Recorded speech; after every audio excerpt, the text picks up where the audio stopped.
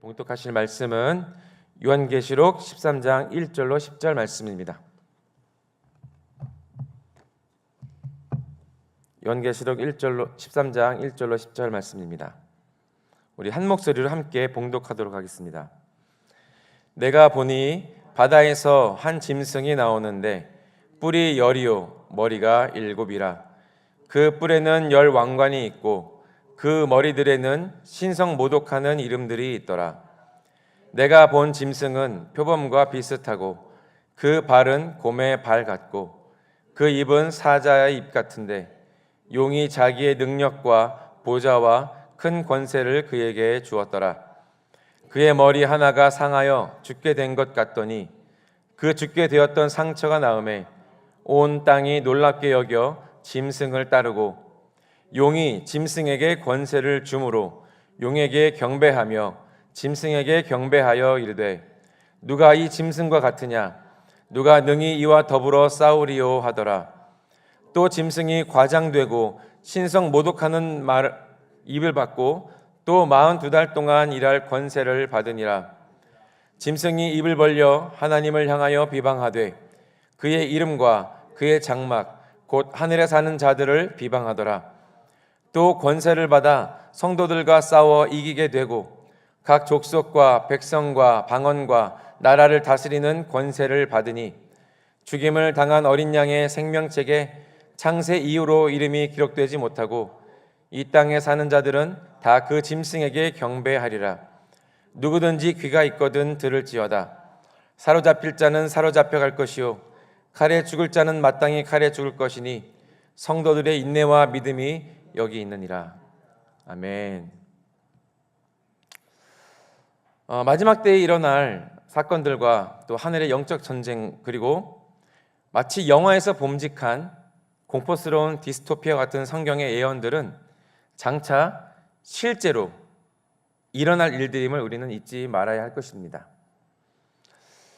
세상 가운데서 일어나고 있는 일들을 우리가 보고 듣고 있노라면은 때로는 크고 두려운 하나님의 때가 머지 않았다라고 함을 감지하게 됩니다. 저는 그렇게 느끼고 있습니다.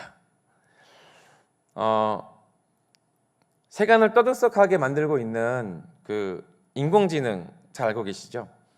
그 인공지능의 대부라고 불리우는 그 제프리 힌튼 교수가 작년에 노벨 물리학상을 받았습니다.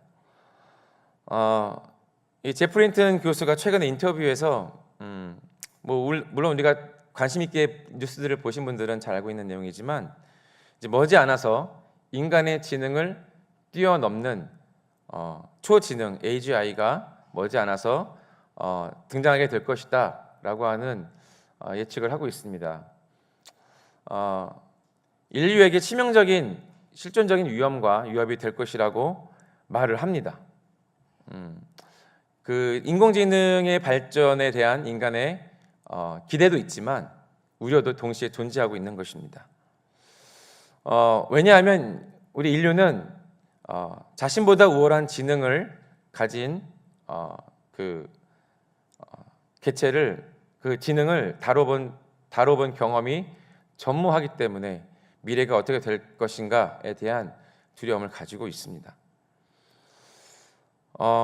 이 제프리 힌튼 교수는 이 초지능 AGI가 이제 등장하게 되면은 더 이상 인간을 필요로 하지 않게 될 것이다. 그래서 인간의 결정이 아닌 스스로 결정하게 되면 그때부터는 위험하게 될 것이다라고 예측을 하고 있습니다. 뿐만 아니라 이 인공지능을 악한 의도로 사용하려고 하는 인간의 그 죄악으로 말미암아서 사회는 분열될 수 있고 또 전 세계적으로 혼란을 맞이할 수 있다라고 하는 이야기를 아주 분명하게 하고 있습니다. 또 제가 어저께 본 그 영상 중에서 혹시 바디오이드라는 혹시 용어를 들어본 적 있으십니까? 바디오이드 마치 이제 공상과학 소설에서 등장할 만한 그런 용어인데 이 바디오이드는요 그 사람의 줄기세포를 이용해 가지고 사람의 신체 뇌와 의식은 없지만 그 사람의 몸을 그대로 이제 만들어 놓은 그 육체를 바디오이드라고 합니다. 이 바디오이드의 여러 가지 이제 유익들을 이제 이야기하고 있는데, 이 본인의 줄기세포로 만든 이제 신체이기 때문에 장기 이식하기에 굉장히 용이하다라고 주장을 합니다. 보통 이제 장기를 이식하게 되면은 이제 다른 사람의 장기를 이제 이식해 오기 때문에 그 면역에 문제가 생깁니다. 그래서 면역약을 아주 굉장히 이제 많이 먹는 걸로 알고 있는데, 이 바디오이드를 통해서 장기를 이식하면 자기의 DNA와 동일한 DNA의 장기를 이식하기 때문에 면역 거부 반응이 전혀 없다. 그리고 완벽하게 이식할 수 있다라고 하는 장점이 있다라고 말합니다. 그래서 현재 이제 장기 이식의 부족이 사태가 벌어지고 있는데, 이 장기 부족 문제를 해결하고 또 그 성공률을 높이는데 혁신적인 방법이 될 것이다라고 이야기를 하고, 또 그 인체 실험에 관해서 굉장히 혁신적인 이제 문이 열릴 것이다라고 이야기를 합니다. 그 유전학 연구의 세계적인 권위자인 그 나카우치 히로미스 의대 교수, 스탠퍼드대 의대 교수인데, 이 교수가 그런 이제 논문도 발표하고 그런 이제 언론에 이런 얘기들을 합니다. 만약에 윤리적인 문제만 해결이 된다면 당장 실현시킬 수 있는 그러한 단계에 있다라고 발표를 했다고 합니다. 이 단편적인 이제 뉴스들 이제 보고서라도 인간의 기술의 발전이 이제 굉장히 높은 수준에 왔다라고 하는 것들을 알게 됩니다. 윤리적인 문제, 도덕적인 이 문턱만 넘으면은 우리가 상상하고 또 마치 그 SF 소설에서 볼 만한 그러한 여러 가지 기술들이 이미 완성 단계에 와 있는 것을 알게 됩니다. 이 이제 마치 소설 같은 현상들이 우리 피부에 와닿아 있는 사실로 다가온 것처럼, 우리가 지금 본문에서 읽은 이 내용들, 소위 이제 적그리스도의 출현도 머지않아서 혹은 우리 시대 혹은 우리 다음 세대 가운데 일어나게 될 사실이다라고 하는 것을 인지할 필요가 있다라고 하는 것입니다. 1절과 2절의 말씀을 보면 적그리스도의 출현을 이제 요한계시록이 말씀하고 있습니다. 내가 보니 바다에서 한 짐승이 나오는데, 이 한 짐승이 바로 적그리스도, 이제 엔타이크라이스트라고 하는 한 인간입니다. 여기서 짐승이라고 표현하는 것은 이 적그리스도라고 불리는 이 사람의 포악성, 마치 짐승과도 같은 그런 속성 때문에 표현하고 있습니다. 내가 보니 바다에서 한 짐승이 나오는데 뿔이 10이요 머리가 7이라. 그 뿔에는 10 왕관이 있고 그 머리들에는 신성모독하는 이름들이 있더라. 2절은 내가 본 짐승은 표범과 비슷하고 그 발은 곰의 발과 같고 그 입은 사자의 입 같은데 용이 자기의 능력과 보좌와 큰 권세를 그에게 주었더라 라고 말씀합니다. 성경에서 그 적그리스도는 두 가지로 설명을 하고 있는데요. 첫 번째는 적그리스도의 영이라고 불리는 거짓 기름 부음을 가진 사람들을 지칭합니다. 그래서 모든 세대 가운데서 예수 그리스도를 대적하도록 영향을 주는 사람들을 이제 적그리스도라고 말합니다. 이제 요한계시록을 기록한 사도 요한의 시대에도 이미 많은 적그리스도가 활동하고 있다라고 기록하고 있습니다. 요한일서 2장 18절을 보면 요한이 적그리스도가 오리라는 말을 너희가 들은 것에 대해서 이제 기록하고 있으면서 지금도 많은 그리스도가 일어났다라고 이제 요한일서에 기록되고 있는 것을 볼 수 있습니다. 또 요한일서 4장 3절에도 동일한 이제 기록을 하고 있습니다. 중간에 곧 적그리스도의 영이니라라고 하면서 오리라 한 말을 너희가 들었거니와 지금 벌써 세상에 있느니라 라고 말씀하고 있는 것처럼 적그리스도의 영을 가진 자를 이제 적그리스도라고 지칭을 하고 있습니다. 그래서 로마의 네로 황제라든지 안티오쿠스 이제 황제를 그렇게 묘사를 하고 있습니다. 그리고 현대사에서도 우리가 적그리스도의 영이 나타남을 볼 수가 있는 것은 가장 대표적인 인물로 독일의 아놀드 히틀러를 우리가 떠올려 보면 알 수가 있습니다. 2차 세계대전을 일으킨 히틀러의 그 행적들, 유대인들을 학살한 우리의 역사들을 살펴보면 히틀러가 적그리스도의 영을 가진 자라고 하는 것을 알 수가 있습니다. 그리고 마지막 때에 나타날 적그리스도에 대한 예표와 통찰력을 우리가 얻을 수 있는 것이죠. 가깝게는 우리 북한을 또 떠올려 보면 될 것 같습니다. 이제 사회를 통제하고 예수 그리스도를 대적하는, 기독교를 박해하는 이제 기독교 박해 국가 1위를 놓치지 않고 있는 북한을 보면은 충분히 떠올려 볼 수가 있습니다. 사람들과 나라들은 이제 두 번째로는 문자 그대로 실존하는 이제 적 그리스도, 마지막 때에 등장하는 적 그리스도를 우리가 떠올려 볼 수 있습니다. 오늘 그 적 그리스도에 대해서 말해 보려고 합니다. 이제 사람들과 나라들은 이제 희망과 도움을 줄 수 있는 어떤 지도자를 열렬하게 요구하는 시대가 될 것입니다. 지금도 물론 그런 시대를 살고 있는 것 같습니다. 전 세계의 어떤 정세들을 봤을 때 지도자를 선출하는 데 있어서 많은 고민들이 있습니다. 과연 이 지도자가 올바른 지도자인가? 우리를 선한 길을 인도할 수 있는 그러한 리더인가라고 하는 그러한 여러 가지 의견들이 있죠. 이제 저희가 보면은 이제 누가 그 리더에 적합한가라고 하는 기준보다는 누가 덜 악한가라고 하는 기준으로 리더를 뽑는 시대를 살고 있습니다. 이처럼 인류에게 그리고 그 나라에 도움과 희망을 줄 만한 지도자들을 우리는 요구하고 있는 것이 사실입니다. 이 불안하고 또 정치적으로 요동하고 있는 이 시대를 살고 있는 이 시대 사람들 가운데 그들이 갈망하는 희망을 제시하는 지도자로서 적그리스도가 등장하게 될 것이다 라는 것을 예측해 볼 수가 있습니다. 그 적그리스도는 마지막 전 세계적인 통치자가 될 것입니다. 그리고 교회와 이스라엘을 탄압하려고 할 때 하나님을 대적하는 전쟁을 일으키는 자가 될 것입니다.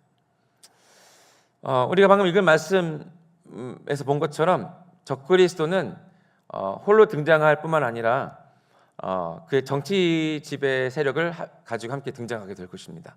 여기 7머리와 10뿔은 그의 권세를 의미합니다. 실제적으로 그가 지배할 10나라를 말씀하고 있습니다. 적그리스도에 대해서 다니엘서라든지 여러 성경에서 적그리스도에 대한 흔적들을 볼 수가 있는데 아마도 그는 사탄의 능력을 받아서 초자연적인 천재성을 가졌을 것이다. 완전한 지혜와 지식으로 말미암아 정치적인 활동을 행할 것이고 권력을 장악하게 될 것이다 라는 것을 우리는 예측해 볼 수가 있습니다. 그리고 정치 지도자들 위에 군림하게 되어서 면류관, 즉 권위와 권세를 부리는 지배자가 될 것입니다. 역사상 가장 큰 정치적 권세가 될 뿐만 아니라 가장 강력한 군대를 또한 소유하게 될 것입니다. 또한 가장 많은 돈을 가지게 될 것이고 사탄적인 그 기적들, 초자연적인 현상들을 나타냄으로 인해서 가장 큰 종교적인 네트워크도 갖게 될 것입니다. 여러분, 이것이 마지막 때에 벌어질 사탄의 발악입니다. 3절에 보시면은 그의 머리 하나가 상하여 죽게 된 것 같더니 그 죽게 되었던 상처가 나음에 온 땅이 놀랍게 여겨 짐승을 따르고라고 기록되어져 있습니다. 여기서 머리가 상처를 입었다, 명백하게 죽게 되었다라고 하는 이 말씀은 이제 적그리스도가 등장하는 이제 요한계시록 등장하는 첫 장면이 이제 그 인을 떼실 때, 인을 떼어질 때, 첫 번째 인이 떼어질 때 흰 말을 타고 나오는 자가 적그리스도를 예표하는데요.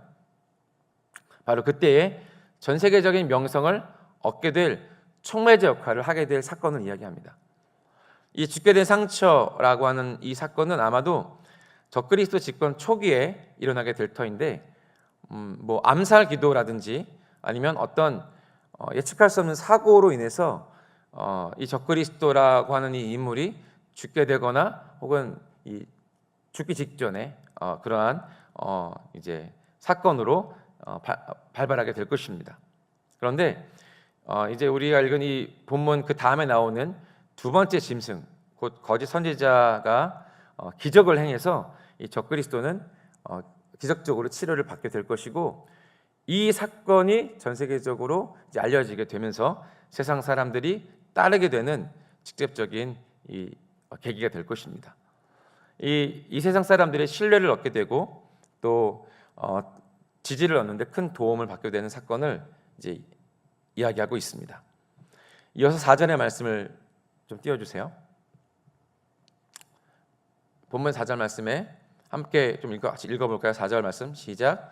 용이 짐승에게 권세를 주므로 용에게 경배하며 짐승에게 경배하여 이르되 누가 이 짐승과 같으냐? 누가 능히 이와 더불어 싸우리요 하더라. 예, 용은 여기서 사탄을 이야기합니다. 이 용과 짐승이 적그리스도와 사탄이 연합하게 되는 장면입니다.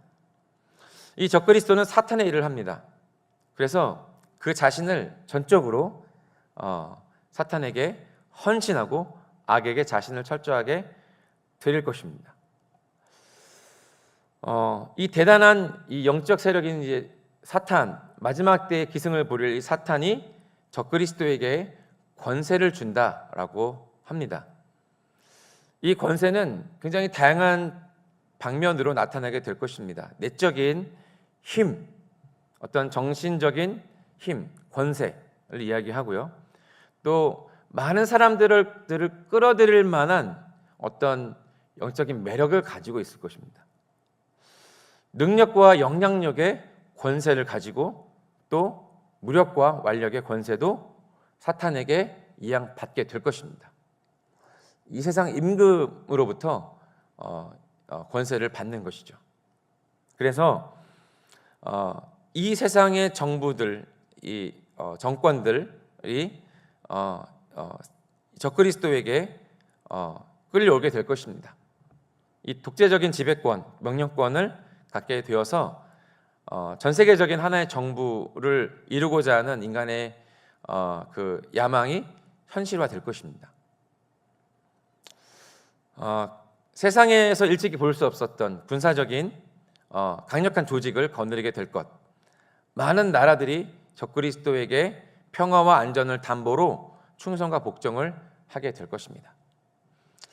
지금 이제 초강대국인 미국에게 보이고 있는 그러한 이제 어떤 그 힘의 논리들이 있지 않습니까? 우리나라도 미국과 이제 혈맹을 맺고 있는 관계인데, 어떤 그런 미국이 보이고 있는 이러한 전 세계적인 네트워크보다 훨씬 더 강력한 네트워크가 일어날 것이다라고 하는 것을 이야기합니다. 이 시기에 일어나게 될 이제 파멸적인 이제 아주 극심한 재난이 있을 것입니다. 기근이 있을 것입니다. 질병이 있을 것입니다. 또 어떤 사회적인 문제들, 무주택자들이나 테러 활동들, 또 약물 중독이라든지 전쟁의 문제들, 이 인류가 이제 해결하지 못하고 있는 산지에 있는 이 문제들을 마치 해결할 것처럼 해결하게 될 그 방안과 희망을 주는 어떤 그러한 그 방안들을 가지고 나타나게 되어서 많은 이들의 지지를 얻게 될 것입니다. 이 자의 설득력 그리고 호언장담은 세계적인 경제 문제를 또한 해결할 수 있도록 도움을 주게 될 것입니다. 또 더불어서 이제 5절과 6절에 보시면은 제가 읽어보겠습니다. 또 짐승이 과장되고 신성 모독하는 말을 입에 받고 또 42달 동안 일할 권세를 받으니라. 짐승이 입을 벌려 하나님을 향하여 비방하되 그의 이름과 그의 장막 곧 하늘에 사는 자들을 비방하더라. 라고 이제 5절과 6절에 이어서 이 적그리스도에 대해서 묘사해주고 있습니다. 유례 없는 권력과 권세를 가지게 될 마지막 시대의 통치권자 적그리스도가 등장하게 되고, 이 유례 없는 권세를 가지고 하나님을 향해서 또 성도들을 향해서 교회를 향해서 유례 없는 이제 핍박을 가하게 될 것입니다. 이것이 굉장히 공상과학 영화처럼 멀리 있는 얘기처럼 보이지만 여러분, 이것은 실제적으로 일어나게 될 일이다라고 성경 우리에게 말씀해주고 있는 것이에요. 굉장히 두려움을 주고 공포스럽습니다. 하나님께서 악을 허용하십니다. 이 적그리스도의 활동, 마지막 때에 이제 사탄과 용과 이제 첫 번째 짐승과 두 번째 짐승이 이제 도구가 되어서 활동하게 되는 이 마지막 때의 사탄의 발악은 하나님께서 허용하신 것입니다. 그러나 하나님께서 허용하시되 그 악을 제한하신다라고 하는 것을 기억할 필요가 있겠습니다. 바다에서 나온 짐승 적그리스도, 그는 사람들의 경배와 숭배를 받게 될 것입니다. 그래서 그것으로 인해서 기고만장해져서 하나님과 하나님의 백성들을 큰 소리로 조롱하고 모독하게 될 것이다.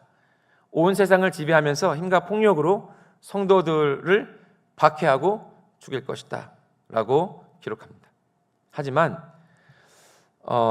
이 짐승이라고 불리우는 그의 권세는 얼마 가지 않습니다. 한계가 있습니다. 하나님께서 그의 나를 42달 곧 3년 반의 기한을 두고 있는 것을 우리는 이 기록을 통해서 보게 됩니다.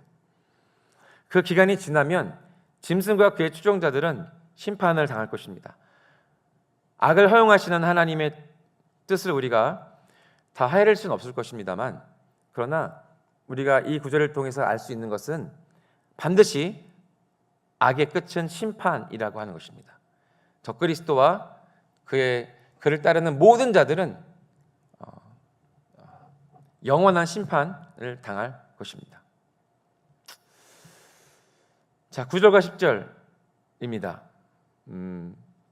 9절과 10절 함께 읽어보면 좋을 것 같습니다. 9절과 10절 함께 읽겠습니다. 시작. 누구든지 귀가 있거든 들을지어다.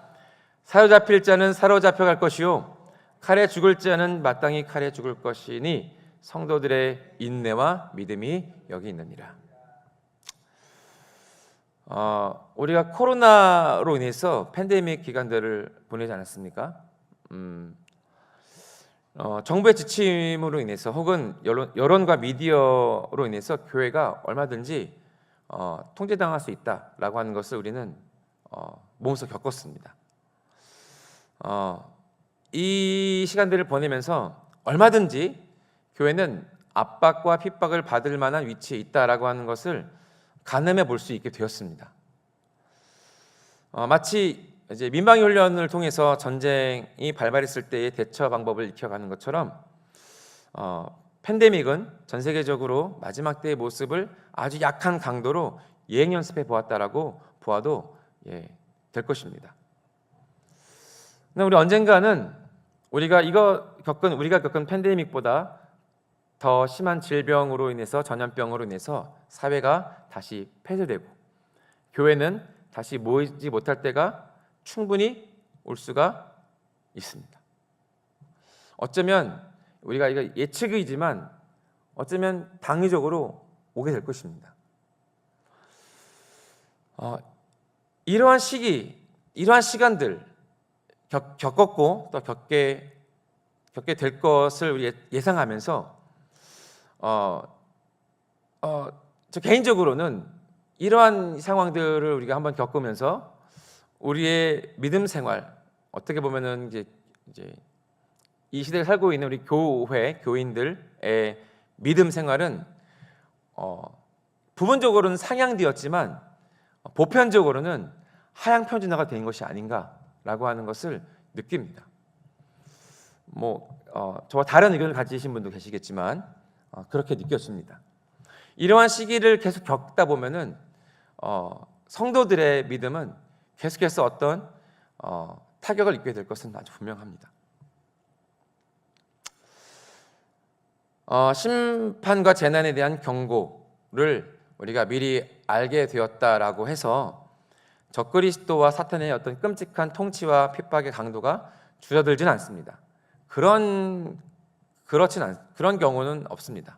하지만 우리가 이러한 경고를 말씀을 통해서 받아야 되는 이유는 이러한 경고의 심판의 메시지로 인해서 우리는 대처할 수 있는 어떤 준비를 할 수 있는 그러한 도움을 받게 된다라고 하는 것입니다.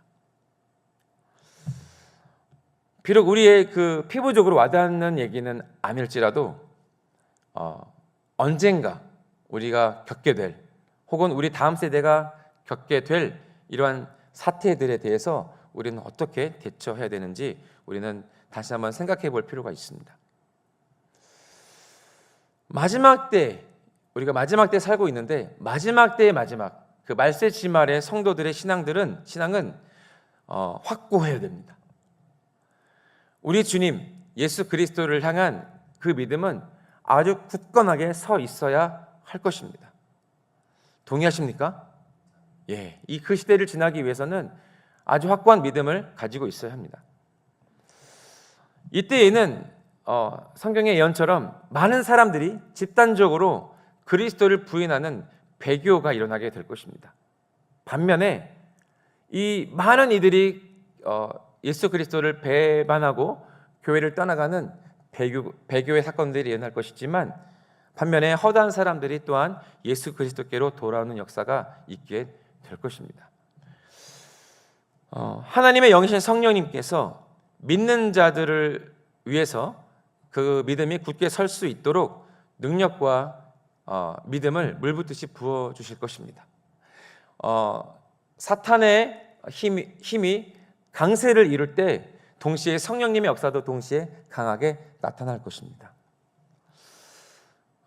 그렇기 때문에 우리는 영적인 예배 그리고 계시적인 말씀과 강력한 기도를 통해서 성령님과 동역하는 법을 배워가야 됩니다. 마지막 때가 되면 될수록 예수 그리스도와 더욱더 긴밀하고 친밀한 교제로 나아갈 수 있어야 됩니다. 왜냐하면 세상을 이기는 믿음으로 충만해야 되기 때문입니다. 우리의 신앙이 하향 평준화로 가지 않고 이러한 경고의 메시지들, 심판의 메시지들을 우리가 발견할 때마다 우리 자신을 일깨워야 된다라고 하는 말씀입니다. 우리가 지금 평소에 드리고 있는 예배, 우리가 매일매일 말씀을 읽고 묵상하고 기도하는 우리 영적인 이 경건의 생활이 어떤 습관화되지 않고 우리 안에서 더욱더 하나님과 긴밀하게 주님과 교통하고 교제하는 그러한 신앙의 차원으로 들어가야 된다고 하는 것입니다. 그래야만 우리의 믿음이 더욱더 견고해지고 바로 설 수 있다라고 하는 것을 말씀하고 있어요. 마지막 시대의 교회를 성경은 어린 양의 신부된 교회다라고 말씀하고 있습니다. 이것은 단지 상징적인 것이 아닙니다. 예수 그리스도를 향한 신실한 사랑을 추구하는 성도들, 그 교회는 고난과 연단을 통과할 수 있는 힘을 가진 교회가 됩니다. 잃어버린 영혼들에게 능력 있게 복음을 증거할 수 있는 마지막 때의 교회 모습을 이렇게 말씀하고 있어요. 인류 역사상 최악의 대학살을 통해서 셀 수 없는 수많은 그리스도인들이 순교를 당하게 될 것입니다만 그 광경은 한편으로는 비극적이고 그러나 한편으로는 영광스러울 것입니다. 그리스도를 위해서 굳게 설 수 있는 힘, 그리스도를 위해서 마지막 때를 통과할 수 있는 믿음, 교회, 이것은 영광스러우신 주님을 볼 수 있는 믿음, 아름다우신 주님을 향해서 살아갈 수 있는, 그분을 사모함으로 주님 안에서 힘을 얻고자 하는 그 임재에 대한 열망을 가진 교회들, 그러한 성도들에게 있는 것입니다. 예, 찬양을 위해서 준비를 해주세요. 앞서서 우리가 읽은 본문에서 읽은 것처럼 마지막 때의 적그리스도는 유례 없는 핍박을 가하게 될 것입니다. 그 대상은 저희들입니다. 교회입니다. 성도들입니다. 예수 그리스도를 주로 신하는 자들을 향해서 핍박을 가하게 됩니다. 아까 말씀드렸던 것처럼 2차 세계대전의 유대인들을 생각해 보거나 혹은 가깝게 우리 북한을 생각해 보면은 아주 우리가 그림 좋은 예시들을 얻을 수가 있습니다. 그러한 정부의 통제나 혹은 사방에서 우겨쌈을 당하는 것처럼 다가오는 어떤 우리의 생명의 위협과 같은 시간들을 보낼 때 우리의 신앙은 때로는 꺾여질 수밖에 없습니다. 교회는 흩어질 수밖에 없습니다. 이렇게 우리가 모여있는 이런 모임들을 할 수 없습니다. 그럴 때 우리는 어떻게 신앙을 지켜나가야 하고 그 핍박과 그 고통 연단의 시간들을 어떻게 보내야 될 것인가 라고 하는 우리 고민들을 해봐야 되는 것이죠. 그것이 닥칠 때에 준비할 수는 없습니다. 그 일이 닥쳤을 때는 우리는 우왕좌왕하게 될 것입니다. 도대체 이 시간들을 어떻게 지나갈 수가 있는가?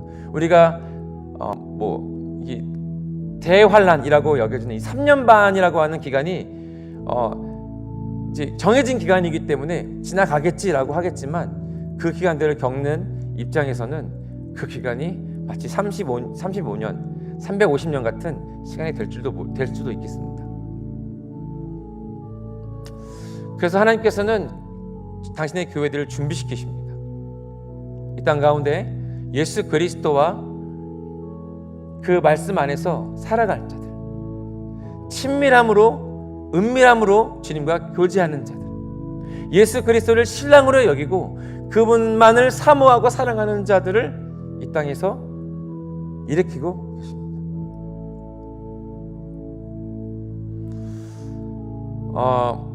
말씀 한 5구절 정도를 좀 연달아서 한번 읽어보겠습니다. 베드로후서 3장 17절의 말씀입니다. 베드로후서 3장 17절 한 목소리를 읽겠습니다. 그러므로 사랑하는 자들아, 너희가 이것을 미리 알았은즉 무법한 자들의 미혹에 이끌려 너희가 굳센 데서 떨어질까 삼가라. 아멘. 마태복음 10장 22절입니다. 함께 읽겠습니다. 또 너희가 내 이름으로 말미암아 모든 사람에게 미움을 받을 것이나 끝까지 견디는 자는 구원을 받으리라. 고린도전서 15장 58절의 말씀입니다. 함께 읽겠습니다. 그러므로 내 사랑하는 형제들아, 견실하며 흔들리지 말고 항상 주의 일에 더욱 힘쓰는 자들이 되라. 이는 너희 수고가 주 안에서 헛되지 않은 줄 알미라. 야고보서 1장 12절 말씀 읽겠습니다. 시작. 시험을 참는 자는 복이 있나니 이는 시련을 견디어낸 자가 주께서 자기를 사랑하는 자들에게 약속하신 생명의 멸관을 얻을 것이기 때문이라. 마지막으로 아가서 8장 6절과 7절입니다. 함께 읽겠습니다. 너는 나를 도장같이 마음에 품고 도장같이 발에 두라. 사랑은 죽음같이 강하고 질투는 수월같이 잔인하며 불길같이 일어나나니 그 기세가 여호와의 불과 같으니라. 많은 물도 이 사랑을 끄지 못하겠고 홍수라도 삼키지 못하나니 사람이 그의 온 가산을 다 주고 사랑과 바꾸려 할지라도 오히려 멸시를 받으리라. 아멘. 여러분, 이 말씀들은 마지막 때에 미혹에 이끌려서 이끌리지 말고 굳세게 서라라고 하는 말씀들을 하고 있습니다. 끝까지 견디는 자는 구원을 받을 것이다. 흔들리지 말고 믿음 안에서 서라. 너희의 수고가 헛되지 않다. 시험을 참는 자는 복이 있다. 그에게는 생명의 면류관의 상이 있다. 그리고 주님을 향한 사랑을 가져라. 그것은 죽음보다 강하다. 그것은 홍수라도 많은 물이 삼키지 못하고 사람이 온 가산을 다 주고라도 바꿀 수 없는 위대한 사랑이다 라고 말하고 있습니다. 사랑하는 성도 여러분, 우리가 오늘을 살아가고 또 내일을 또 살아갈 터인데 하나님께서 주시는 심판의 메시지를 들을 때마다 우리 자신을 일깨우고 우리 교회를 위해서 기도하는 자들이 되었으면 좋겠습니다. 강력한 믿음을 가질 수 있는 비결은 예수 그리스도에게 꼭 붙어 있는 것입니다. 말씀 안에 사는 것입니다. 그것이 어떤 의무나 책임이 아니라 주님을 사모하고 사랑하는, 마치 신랑을 향한 신부의 사랑으로 사랑하는 그 사랑으로 말씀을 사랑하고 그리스도를 사랑하고 교회를 사랑하는 그 사랑으로부터 사랑 안에 거하는 것이야말로 이 수많은 압박과 어려움 속에서 연단 속에서 견디어내고 이겨낼 수 있는 힘을 얻게 되는 것입니다.